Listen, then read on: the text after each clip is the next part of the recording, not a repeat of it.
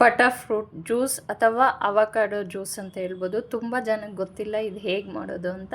ಹಾಗಾದರೆ ಬನ್ನಿ ಮಾಡುವ ವಿಧಾನ. ಇದು ನನ್ನ ಫ್ರೆಂಡ್ ಒಬ್ಬರು ಕೊಟ್ಟಿದ್ದು, ಅವ್ರ ಮನೆಗೆ ಹೋಗಿದ್ದೆ, ಅವ್ರು ಕೊಟ್ಟಿದ್ದು. ಒಂದು ಅವಕಾಡೋ ಈ ರೀತಿ ಕಪ್ಪಗೆ ಹಣ್ಣಾಗಿರಬೇಕು, ಹಸಿ ಇದ್ದರೆ ಕಹಿ ಬರುತ್ತೆ. ಹಣ್ಣಾಗಿರೋದು ತಿರ್ಲು ತಗೊಂಡು ಈ ರೀತಿ ಮಿಕ್ಸಿ ಜಾರ್ಗೆ ಸೇರಿಸ್ಕೊಂಡಿದ್ದೀನಿ. 1-2 ಸ್ಪೂನ್ ಸಕ್ಕರೆ, 1 ಏಲಕ್ಕಿ, ಐಸ್ ಕ್ಯೂಬ್ಸ್ ಬಂದು 2ರಿಂದ 3 ತಗೊಂಡಿದ್ದೀನಿ.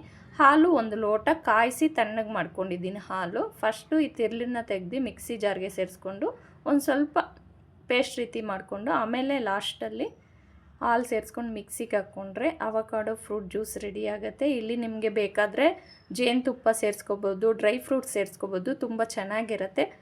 ನಾನು ಅದೇನು ಸೇರಿಸಿಲ್ಲ, ಬರೀ ಸಕ್ಕರೆ, ಐಸ್ ಕ್ಯೂಬ್ಸು, ಹಾಲು, 1 ಏಲಕ್ಕಿ ಸೇರಿಸಿ ಜ್ಯೂಸ್ ಮಾಡಿದ್ದೀನಿ. ತುಂಬ ರುಚಿಯಾಗಿರುತ್ತೆ, ಹೆಲ್ದಿನೂ ಹೆಲ್ದಿ. ಒನ್ಸ್ ಈ ರೀತಿ ಟ್ರೈ ಮಾಡಿ. ಟೇಸ್ಟ್ ಬಂದು ನಾವು ಸಪೋಟ ಕಾಯಿ ತಿಂದರೆ ಹೇಗಿರುತ್ತೆ ಸಪೋಟ ಜ್ಯೂಸು ಆ ರೀತಿ ಇರುತ್ತೆ.